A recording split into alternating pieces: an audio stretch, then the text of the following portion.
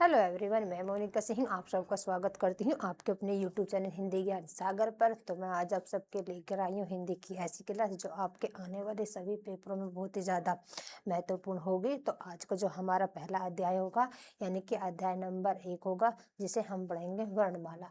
तो देखें, शुरू करते हैं आज की क्लास। तो बताया मैंने पहला अध्याय हमारा कौन सा होगा, वो होगा हमारा वर्णमाला। तो देखें,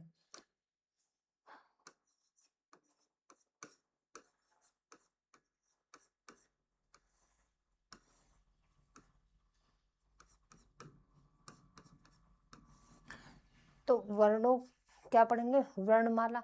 तो अगर मैं बात कहूँ वर्णमाला की, तो देखो वर्णमाला किसे कहते हैं। वर्णमाला कहते हैं हम कि वर्णों को जो व्यवस्थित समूह होता है उसे हम वर्णमाला कहते हैं।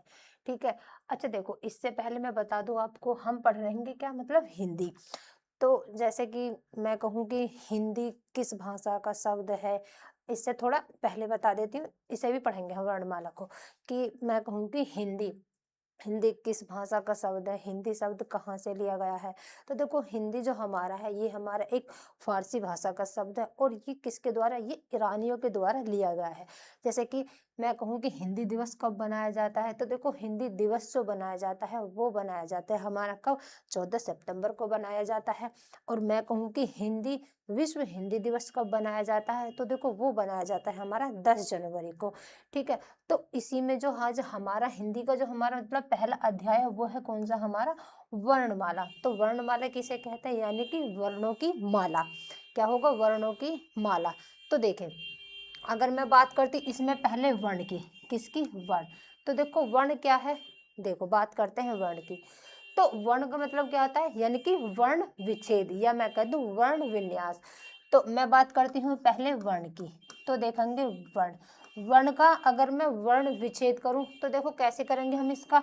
जैसे कि मैंने लिखा यहाँ पर व, धन क्या, ए, धन ए हो गया। फिर लिखेंगे हम क्या, अड़, क्या लिखा जाएगा, वर्ण। फिर आएगा हमारा र, क्या आ जाएगा, र। ठीक है। फिर हो गया हमारा, क्या हो जाएगा इसमें, र हो जाएगा। उसके बाद में आएगा अण। ठीक है। उसके बाद में क्या आएगा हमारा, अण आएगा। अब देखेंगे अण, अण हो जाएगा धन क्या है। तो ये क्या हो जाएगा हमारा, हमने करा इसका वर्ण शब्द जो है, एक वर्ण शब्द का हमने क्या क्या करा, वर्ण विच्छेद करा। तो मैं यहाँ पर लिख दूं वर्ण विच्छेद, मैंने यहाँ लिख दिया, इसका क्या हो जाएगा, ये हो जाएगा, मैंने लिख दिया यहाँ पर वर्ण विच्छेद। ठीक है, वर्ण विच्छेद, या मैं इसको लिख देती हूँ वर्ण विन्यास, या इसको हम बोल सकते हैं वर्ण विन्यास।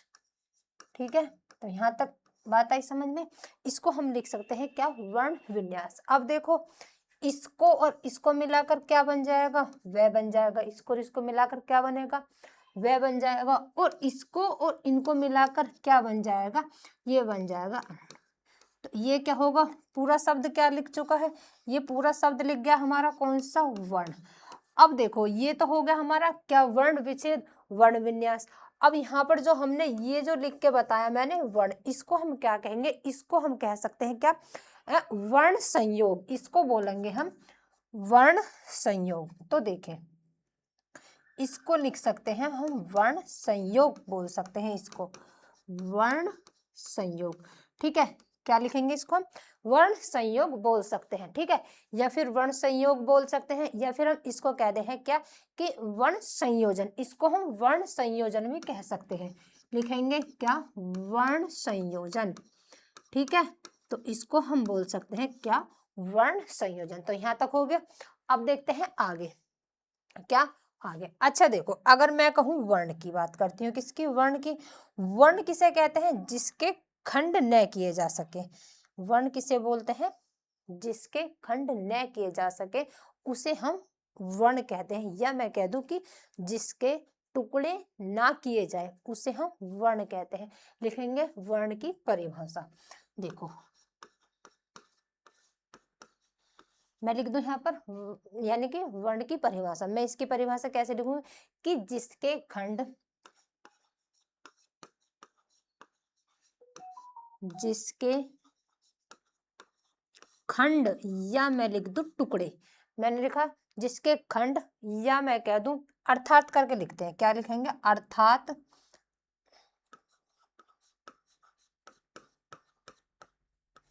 ठीक है, जिसके खंड अर्थात टुकड़े ना किए जाए,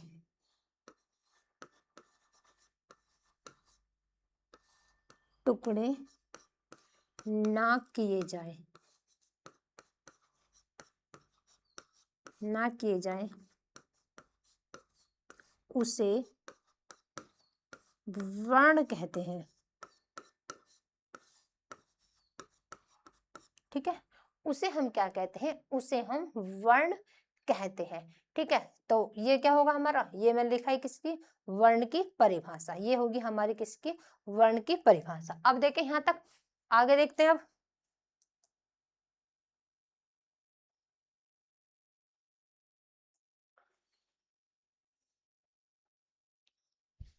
ठीक है, तो जिसके खंड, या मैं कह दूं जिसके टुकड़े ना किए जाए, तो उसे हम क्या कहते हैं, उसे हम वर्ण कहते हैं।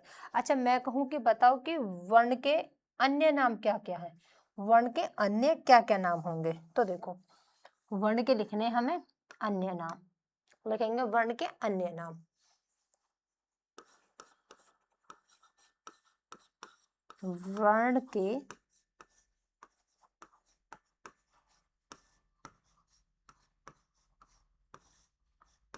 अन्य नाम।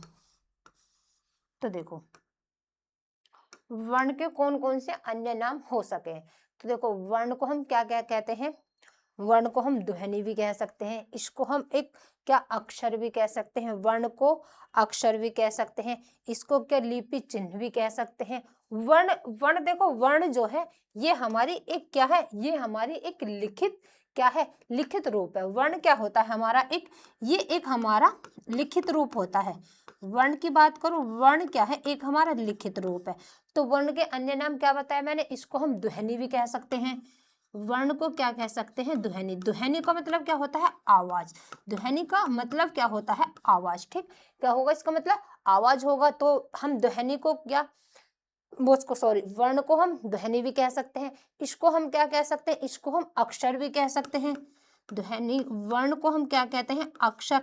अक्षर क्या है, अच्छा अक्षर की बात करूं मैं, अक्षर क्या है, अक्षर एक हमारा क्या होगा, ये मौखिक चिन्ह होता है। क्या होता है, मौखिक चिन्ह, यानी कि उच्चारण, जो मुख से बोला हमने, वो क्या मुख से बोलकर क्या, जिसको हमने लिखित रूप देते हैं, तो उसे हम क्या मतलब अक्षर, अक्षर कहते हैं। तो ये क्या एक मौखिक चिन्ह हो जाएगा, इसको हम ऐसे भी लिख सकते हैं, अक्षर क्या एक मौखिक चिन्ह।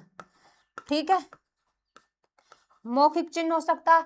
ठीक है, तो देखो अच्छा इसको मैं, इसको क्या कह सकते हैं हम, इसको हम लिपि चिन्ह भी बोल सकते हैं। क्या बोल सकते हैं, इसको हम लिपि चिन्ह। लिपि चिन्ह क्या मतलब, लिपि चिन्ह क्या, जो प्रत्येक, यानी कि इस लिपि चिन्ह क्या होता है, जो प्रत्येक वर्ण की क्या मतलब अलग अलग संरचना करे। तो ऐसे करके लिखते हैं, जो प्रत्येक, प्रत्येक वर्ण,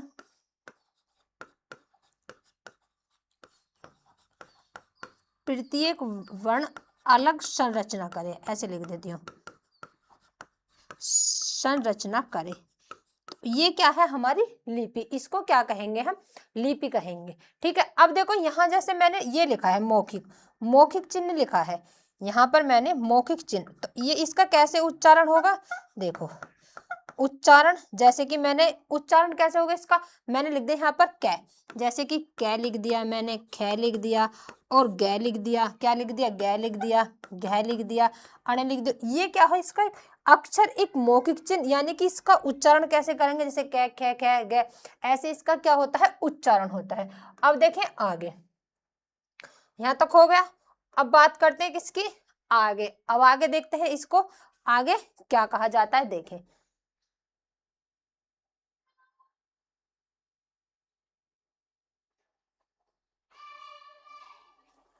हाँ, तो देखो अब क्या बताया मैंने, यहाँ तक इसके मैंने अन्य नाम बताए, इसके किस वर्ण के अन्य क्या क्या नाम होते हैं, तो इसको हम फिर से बता दो, इसको हम ध्वनि भी कह सकते हैं, इसको अक्षर भी, इसको लिपि चिन्ह भी कह सकते हैं। आगे देखें, अब मैं लिखती हूँ किसका, यानी कि जो वर्ण है, वर्ण का आरोही क्रम, यानी कि बढ़ता हुआ क्रम। अवरोही क्या, घटता, आरोही मतलब बढ़ता हुआ क्रम। तो इसका जो हम लिखेंगे अब, इसके लिखेंगे आरोही क्रम। ठीक है, लिखेंगे आरोही क्रम।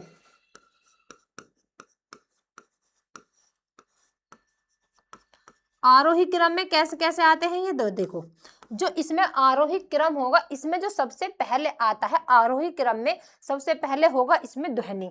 पहले ध्वनि होगा, फिर इसमें वर्ण आएगा, फिर अक्षर आएगा, फिर इसमें शब्द वो सॉरी शब्दांश आएगा, फिर शब्द आता है, शब्द के बाद में इसमें पद आता है, पद के बाद में पदबंध आता है, उसके बाद में इसमें वाक्यांश आता है, वाक्यांश के बाद में इसमें क्या आएगा, वाक्य आएगा।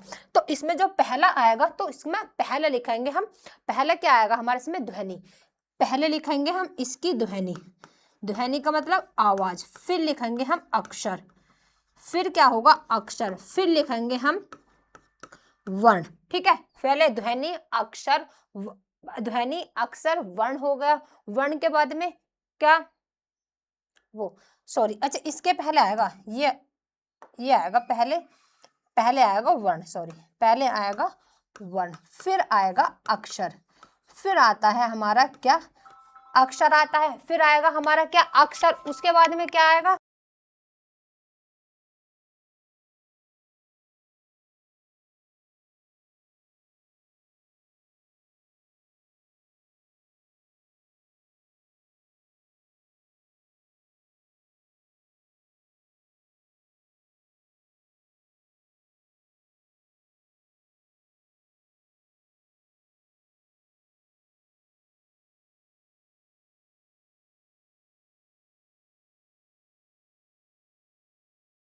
तो देखें अक्षर आएगा, अक्षर के बाद में हमारा आएगा शब्दांश।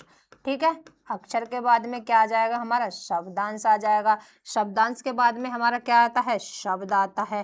ठीक है, शब्दांश के बाद में क्या आ जाएगा हमारा, शब्द आ जाएगा। ठीक, और शब्द के बाद में क्या आता है, पद आएगा। क्या आएगा, शब्द के बाद में इसमें पद आता है, लिखेंगे क्या, पद, पद के बाद में क्या आ जाएगा, पद बंद आ जाएगा। ठीक है, पद बंद आ जाएगा, और पद के बाद में क्या आएगा, वाक्यांश आएगा। क्या आ जाएगा, ठीक है, पद के बाद में क्या आ जाएगा, इसमें आ जाएगा क्या, वाक्यांश। ठीक है, वाक्यांश आ जाएगा, फिर उसके बाद में वाक्यांश के बाद में क्या आएगा, इसमें वाक्य। ठीक है, फिर क्या आ जाएगा, वाक्य, इसके बाद क्या आ जाएगा, इसमें वाक्य। आगे देखें, वाक्य आ जाएगा। अच्छा मैं कहूं कि वाक्य, देखो वाक्य क्या है, वाक्य जो है ये हमारा, अगर मैं बात करती हूँ वाक्य की, तो वाक्य क्या है, वाक्य जो है ये भाषा की, वाक्य जो है भाषा की सबसे बड़ी इकाई होती है। याद रखना किसकी बात करी मैं, वाक्य की। वाक्य जो है भाषा की सबसे बड़ी इकाई होती है। इस पॉइंट को मैं यहाँ पे लिख देती हूँ। वाक्य जो है, लिखेंगे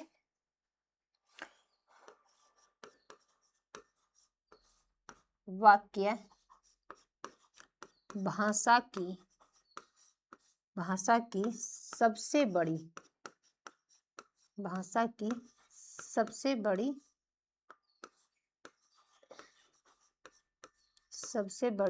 इकाई होती है वाक्य। ठीक है, याद रखना वाक्य भाषा की सबसे बड़ी इकाई होती है। ठीक है, अच्छा मैं कहूँ कि ध्वनि, अच्छा बात करती हूँ किसकी, ध्वनि की, तो देखो लिखेंगे ध्वनि,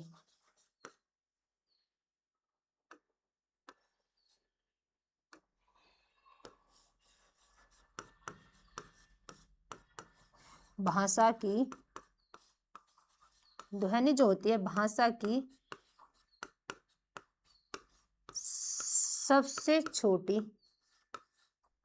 भाषा की सबसे छोटी इकाई होती है। जो ध्वनि होती है वो भाषा की सबसे छोटी इकाई होती है।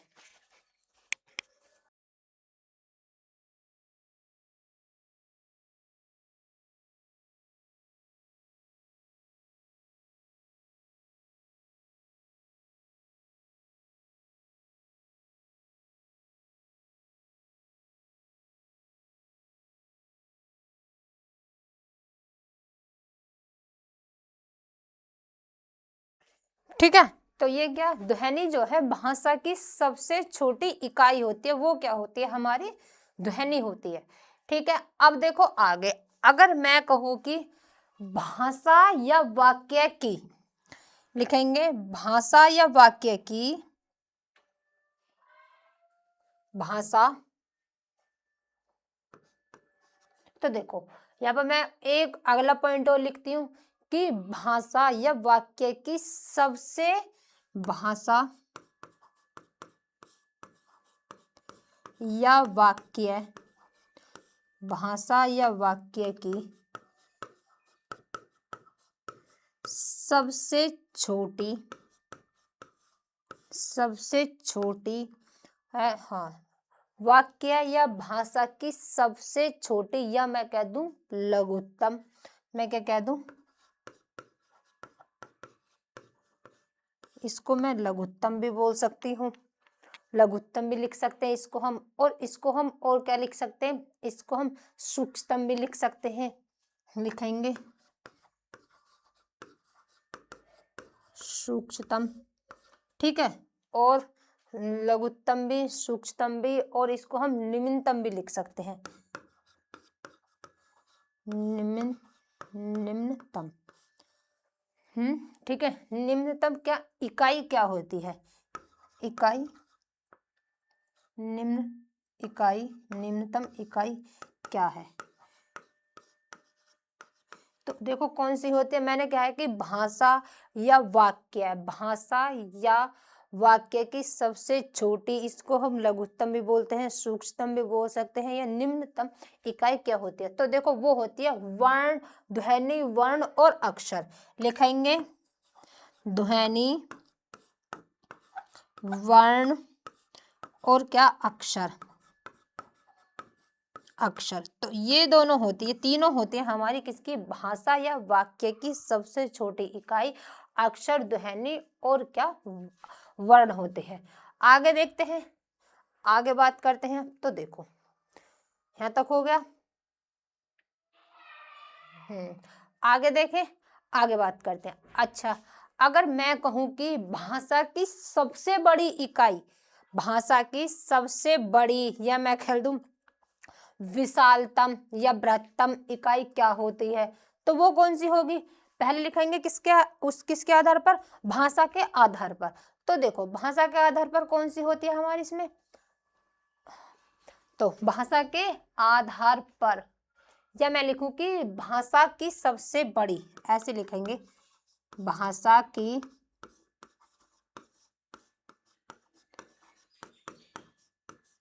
भाषा की, ठीक है, भाषा की सबसे बड़ी, या मैं कह दूं विशालतम, विशाल, ठीक है, बड़ी, या मैं कह दूं कि विशालतम, या मैं कह दूं क्या, बृहत्तम,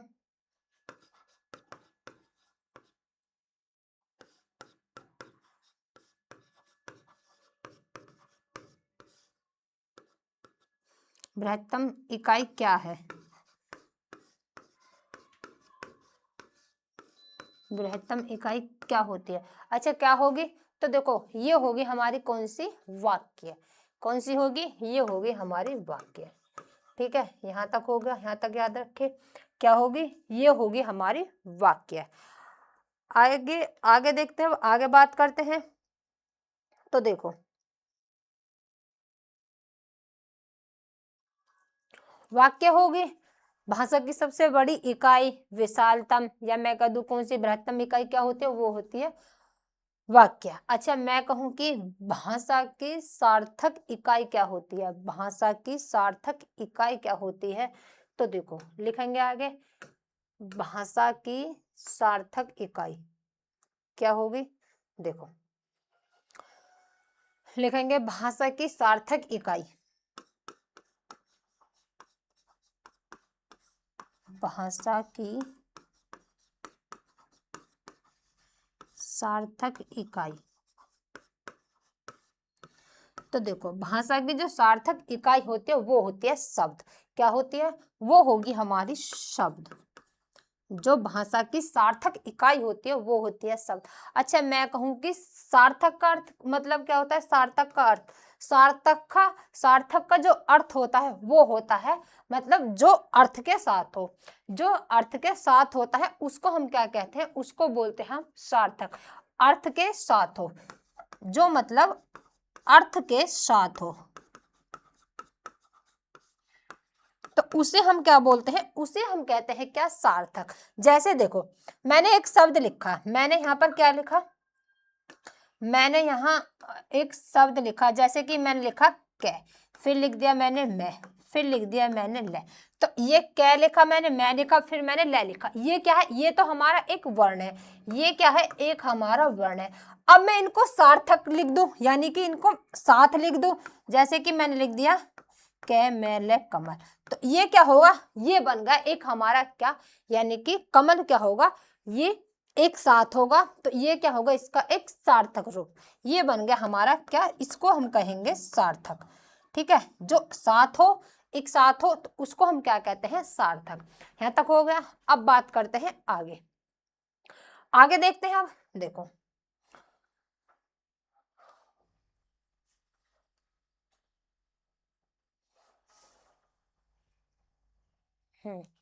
आगे देखें। अब लिखेंगे क्या? वर्ण के भेद। तो देखो, वर्ण के कितने भेद होते हैं?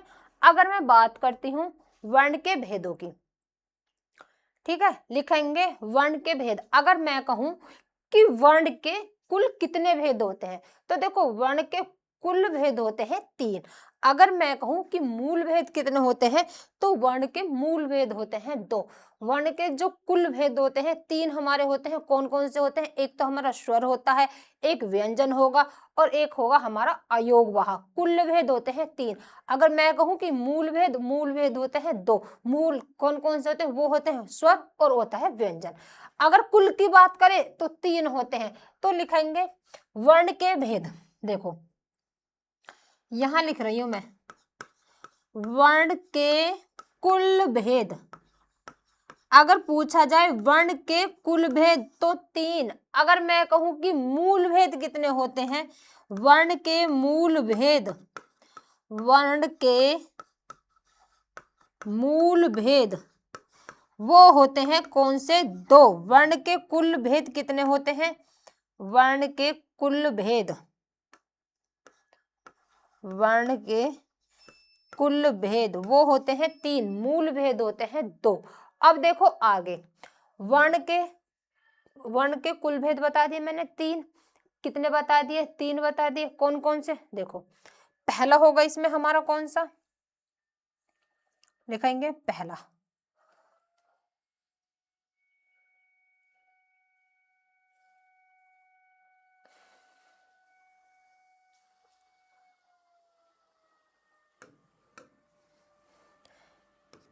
पहला होगा हमारा स्वर वर्ण।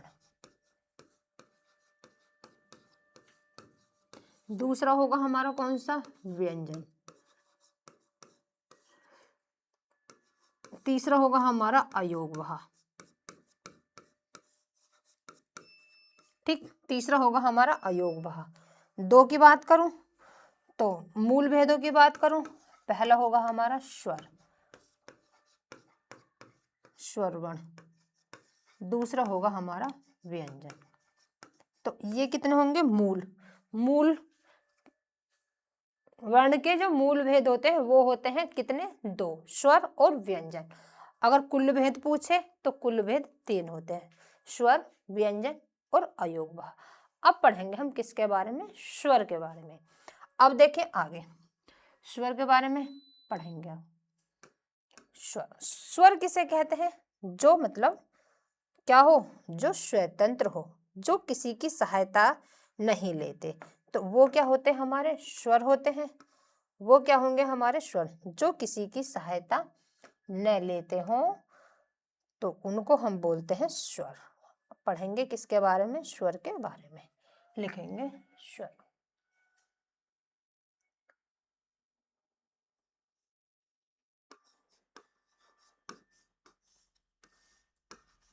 ठीक है, पढ़ेंगे स्वर वर्ण, लिख लेंगे स्वर वर्ण।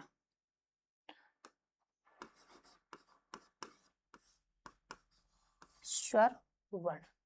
तो क्या है, यानी कि मैं कहूं, मैं इसकी परिभाषा कैसे लिखूं, जो मतलब जो शब्द मतलब ऐसे लिखेंगे कि जिन वर्णों का उच्चारण बिना किसी दूसरे वर्ण की सहायता से हो। नहीं, कैसे बोलेंगे इसको, इसकी परिभाषा कैसे लिखेंगे कि जिन वर्णों का उच्चारण बिना किसी दूसरे वर्ण की सहायता से, बिना बिना किसी दूसरे वर्णों की सहायता से न हो, तो उसे हम क्या बोलते हैं, उसे बोलते हैं हम स्वर। देखो लिखेंगे इसकी परिभाषा कि जिन वर्णों का उच्चारण,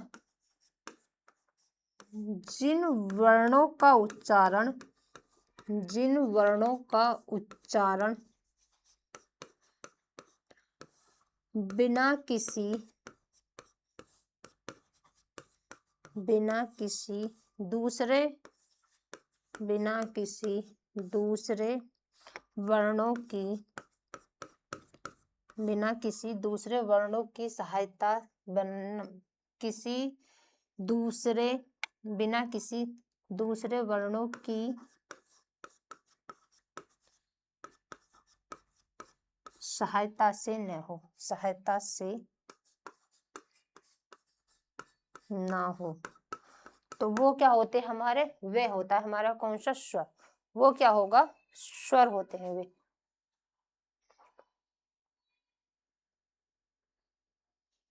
तो ये क्या होगा हमारा, स्वर होता है। आगे देखें अब देखें इसको हम कैसे लिख सकते हैं कि जिन वर्णों का, दूसरा पॉइंट लिखेंगे इसका, दूसरा पॉइंट लिखेंगे कि जिन वर्णों का उच्चारण, जिन वर्णों का उच्चारण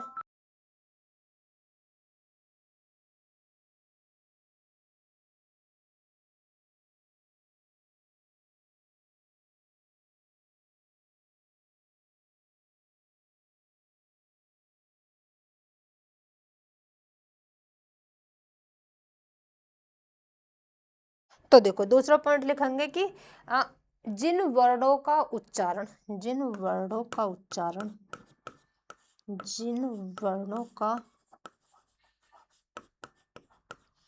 लिखेंगे ऐसे, जिन वर्णों का उच्चारण, देखो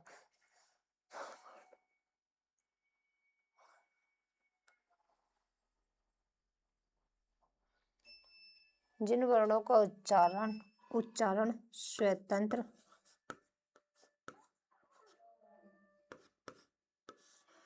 जिन वर्णों का उच्चारण कैसे हो, यानी कि स्वतंत्र हो, ठीक।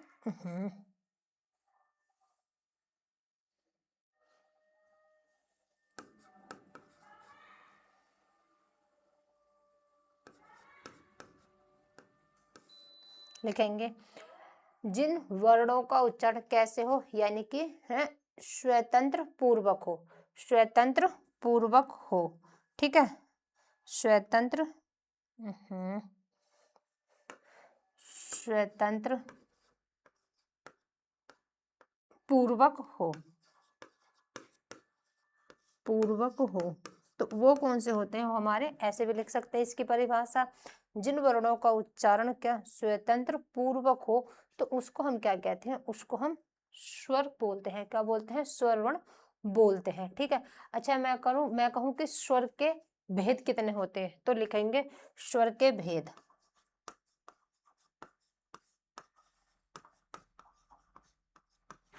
स्वर के भेद होते हैं 4, ठीक है। स्वर के कितने भेद होते हैं, 4। लिखेंगे स्वरों की संख्या हिंदी में कितनी होती है,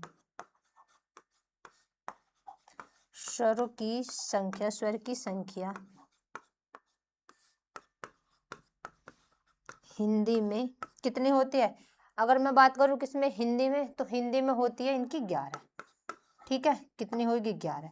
अच्छा मैं कहूं कि स्वरों की संस्कृत में संख्या कितनी होती है, तो इनकी होती है वो 9 होगी या फिर 13 होगी, स्वरों की संख्या किसमें, संस्कृत में, तो संस्कृत में या तो 9 होती है या फिर होती है हमारी 13, कितनी होगी, या फिर होगी हमारी 13।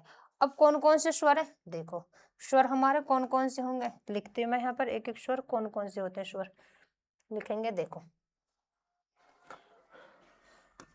स्वर ए हो गया, आ हो गया, ई हो गया, बड़ी ई हो गया, छोटा ऊ, बड़ा ऊ, जैसे ऋषि, ऐसे इड़ी, इसे बोलते हैं ऐसे ऐनक, इसे बोलते हैं ओ, और इसे बोलते हैं औ।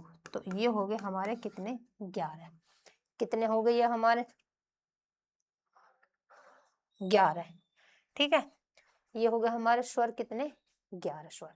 कितने हो चुके हैं, 11। अच्छा तिहरे कैसे होते हैं, तो देखो तिहरे एक तो होता है हमारा ये वाला जिसको ऐसे करते हैं, ठीक है, और एक होता है ये वाला, इनको मिलाकर जो हो जाते हैं ये हो जाते हैं तिहरे, इनको मिलाकर होते हैं हमारे तिहरे। ये जो है ये संस्कृत में गिने जाते हैं, जिसमें कि अब ये नहीं गिने जाते, अब नहीं गिने जाते ये पहले किसमें, संस्कृत में गिने जाया करते थे। तो संस्कृत में कितने होते हैं, ये हो गए हमारे तिहरे, तिहरे हो गए। अब देखें आगे, अब हम पढ़ेंगे क्या, स्वर के भेद। तो देखो स्वर के कितने भेद होते हैं, 4 भेद बताए थे मैंने, 4 भेद। अब पहला भेद पढ़ेंगे इसमें, स्वर के भेद।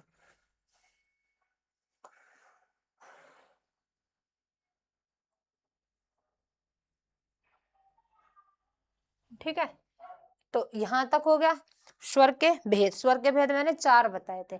अब जो पहले पढ़ेंगे हम किसके आधार पर, मात्रा के आधार पर, या मैं कह दूं कि समय के उच्चारण के आधार पर, मात्रा या समय के उच्चारण के आधार पर स्वर के जो कितने भेद होते हैं वो होते हैं 3 भेद। जो पहला होता है इसमें कौन सा, हमारा ह्रस्व स्वर, दूसरा होगा हमारा दीर्घ स्वर, और तीसरा होता है हमारा कौन सा स्वर, यानी कि प्लुप्त स्वर। तीसरा क्या होगा इसमें, प्लुप्त स्वर। ठीक है, अब देखें आगे,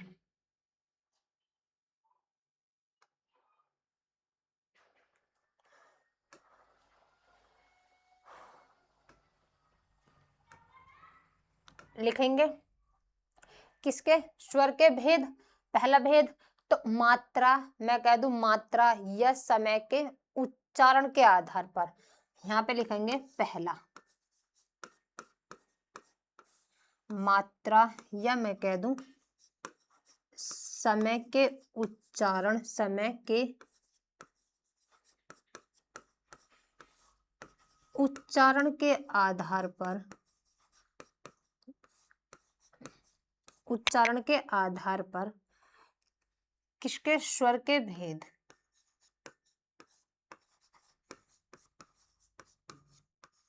कितने होते हैं, 3। ठीक है, आपके कितने होते हैं, 3 भेद होते हैं। पहला लिखेंगे, पहले की बात करती हूँ, तो देखो पहला लिखेंगे हम किसके बारे में,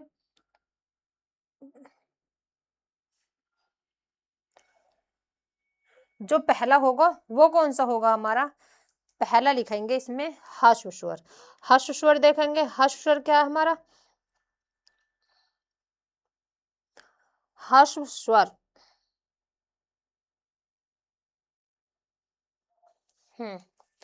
ह्रस्व स्वर लिखेंगे पहला।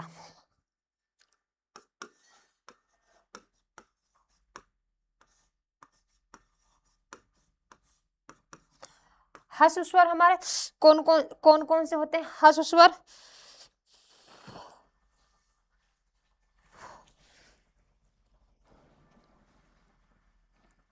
ठीक है। तो देखो ह्रस्व स्वर की संख्या हमारी कितनी होती है, 4। कौन कौन से होते हैं, पहला होता है ए, फिर होता है छोटी ई, फिर होता है छोटा ऊ, और फिर होता है रैसे ऋषि। क्या होगा, रैसे ऋषि। तो ह्रस्व स्वरों की संख्या कितनी होती है हमारी, 4 होती है। ठीक है, क्या होगी, 4। ठीक है, अब देखें आगे, तो ह्रस्व स्वर को बोलने में, यानी कि जिसको मतलब बोलने में कम समय लगता हो, तो उसको हम क्या कहते हैं, ह्रस्व स्वर बोलते हैं। जिसको बोलने में कम समय लगता हो उनको हम ह्रस्व स्वर बोलते हैं। इनको हम क्या कहते हैं, इनको हम एक मात्रिक स्वर भी बोलते हैं। ह्रस्व स्वर को ही हम क्या बोलते हैं, इनको एक मात्रिक, इनको एक मात्रिक स्वर, ठीक है, एक मात्रिक स्वर भी बोलते हैं। और इनको हम लघु स्वर भी बोलते हैं, इनको हम लघु स्वर, इनको हम क्या, मूल स्वर, इनको हम मूल स्वर भी बोलते हैं। किसको बोलते हैं, यानी कि ह्रस्व स्वरों को, जिनको बोलने में क्या, कम समय लगे। इनकी परिभाषा, इसकी परिभाषा क्या लिखते हैं, जिनको बोलने में, जिनको बोलने में कम समय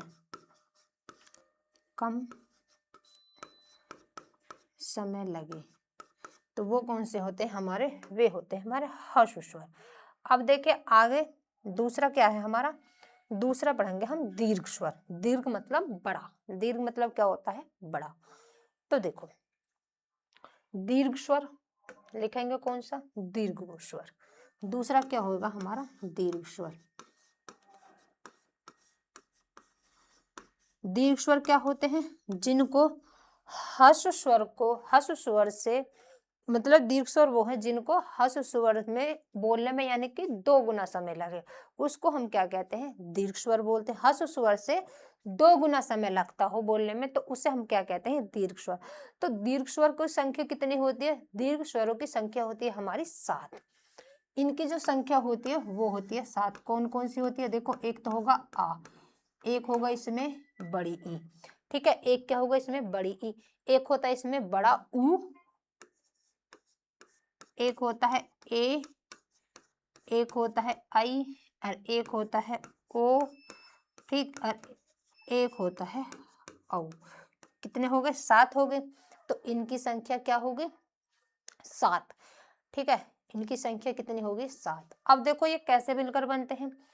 अब मैं इसकी बात करूं ए की, तो ये ए धन ऐसे मिलकर बनता है, ठीक है। अगर ई की बात करूं, छोटी ई प्लस छोटी ई से मिलकर बनता है। ऊ की बात करूं, छोटा ऊ धन छोटा ऊ से मिलकर बनता है, ठीक है, छोटा ऊ से मिलकर बनता है ये। अगर मैं ए की बात करूं तो ए किस किस से मिलकर बनता है, ये बनता है हमारा ए धन ई से मिलकर बनता है, ए धन ई से मिलकर बनता है। अगर मैं बात करती हूँ किसकी, ए की बात करती हूँ, किसकी, ए की बात करूं तो देखो ए किस किस से मिलकर बनता है, ये बनता है ए धन आई से मिलकर, ए धन ई, ये मिलता है, बनता है ए धन आई से मिलकर। अगर मैं इसकी बात करती हूँ, औ की बात करती हूँ, औ किस किस से मिलकर बनता है, ये मिलकर बनता है हमारा ए धन छोटे ऊ से। और औ की बात करूं, औ किस किस से मिलकर बनता है, ए धन ऊ से मिलकर बनता है, किससे, औ से। तो ये इससे मिलकर बनते हैं, ठीक है। अब देखो अगर मैं इसमें बात करती हूँ किसकी, इन तीनों की, ऊ तक देखेंगे। अगर मैं इन तीनों की बात करूं, इन तीनों की, तो इन तीनों को हम कहते हैं क्या, इन तीनों को हम क्या बोल सकते हैं, इन तीनों को बोल सकते हैं हम सजातीय स्वर। ये तीन जो होते हैं ये होते हैं हमारे कौन से, सजातीय स्वर। लिखेंगे कौन से स्वर, सजातीय स्वर।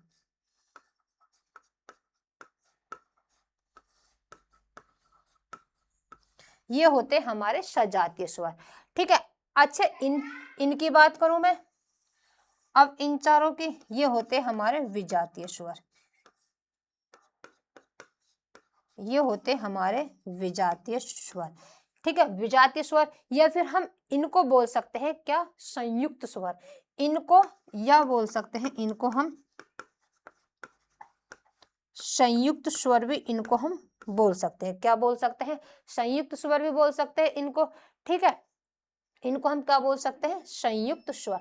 अच्छा मैं कहूं कि इनको हम और क्या क्या कह सकते हैं, जैसे कि मैंने ह्रस्व स्वर को एक मात्रिक स्वर बताया, लघु स्वर बताया, इसको और क्या बताया, मूल स्वर बताया। तो देखो इसको हम द्विमात्रिक स्वर भी बोल सकते हैं, इसको दीर्घ स्वर को हम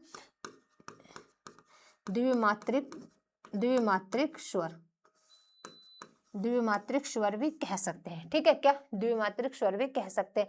इसको हम क्या, इसको हम संधि स्वर भी कह सकते हैं, इसको हम संधि स्वर भी कह सकते हैं, ठीक, संधि स्वर भी कह सकते हैं। इसको हम बड़ा स्वर भी बोल सकते हैं, कौन से स्वर, बड़े स्वर भी बोल सकते हैं, ठीक है। इसको हम और क्या कह सकते हैं, बड़े स्वर होगा। और इसको एक और बोलते हैं, इसको गुरु स्वर, सॉरी, हाँ, गुरु मीन्स गुरु का मतलब भी तो बड़ा होता है, इसको भी हम क्या कह सकते हैं, गुरु स्वर। ठीक है, क्या कह सकते हैं, इसको हम गुरु स्वर भी बोल सकते हैं। तो ये हो गया हमारा ह्रस्व स्वर, दीर्घ स्वर। और अब पढ़ेंगे हम तीसरा जो भेद होगा इसका, वो होगा प्लुप्त स्वर। क्या हो जाएगा, प्लुप्त स्वर क्या होता है, जिनको बोलने में किससे, ह्रस्व स्वर से और दीर्घ स्वर से भी अधिक समय लगता हो, उसे हम बोलते हैं क्या, प्लुप्त स्वर। उसे क्या कहेंगे, प्लुप्त स्वर कहेंगे। तो देखें, तीसरा जो भेद होगा इसका वो होगा कौन सा, प्लुप्त स्वर।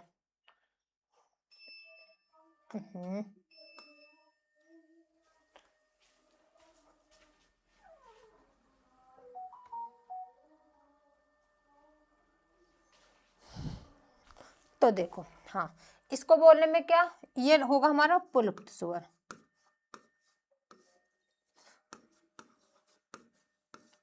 प्लुप्त स्वर, तो इनको बोलने में कितना समय लगता है, मतलब इनको बोलने में ह्रस्व स्वर से, दीर्घ स्वर से भी अधिक समय लगता हो, तो उसको हम क्या बोलते हैं, प्लुप्त स्वर बोलते हैं। प्लुप्त स्वर बोलते हैं। जैसे कि हम लिखते हैं ना, ओम लिखते हैं, जैसे कि ये वाला ओम बना दिया हमने, या फिर हम इसको ऐसे भी लिख सकते हैं, ऐसे। तो इसको हम क्या, जिनको बोलने में क्या, दीर्घ स्वर से, या मैं कह दूं मतलब कि ह्रस्व स्वर या दीर्घ स्वर से अधिक समय लगता हो, तो उसे हम क्या कहते हैं, उसे हम प्लुप्त स्वर कहते हैं। इसको और क्या कहते हैं, इसे त्रिमात्रिक स्वर भी बोलते हैं। इसे लिखेंगे त्रिमात्रिक।